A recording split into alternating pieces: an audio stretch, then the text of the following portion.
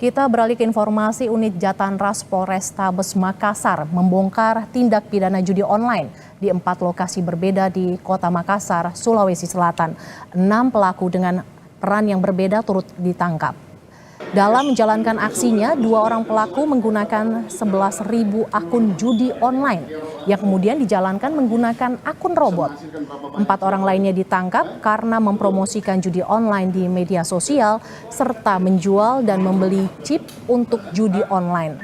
Dari pengungkapan kasus judi online ini, polisi menyita sejumlah barang bukti berupa 3 unit komputer, modem, 222 kartu provider, 3 unit ponsel, dan sejumlah kartu ATM. Yang menggunakan akun, yaitu ada 11.000 akun yang digunakan untuk penggunaan daripada cheat.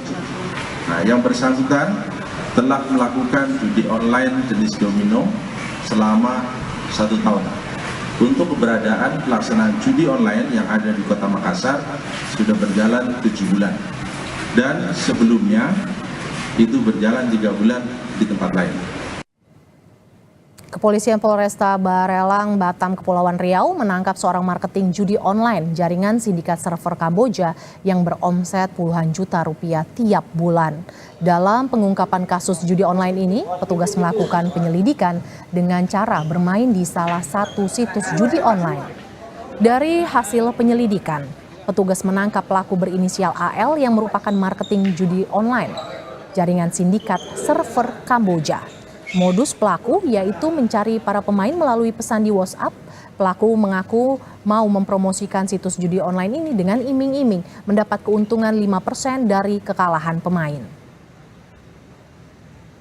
Tersangka sebagai marketing, pemasar link Gojek Slot, ya game online terpercaya tersebut. Server masih kita duga di Kamboja dengan keuntungan 5% setiap pemain yang kalah. Modusnya dia dengan mengirimkan link Gojek Slot game online terpercaya ke WA, ke WhatsApp perorangan.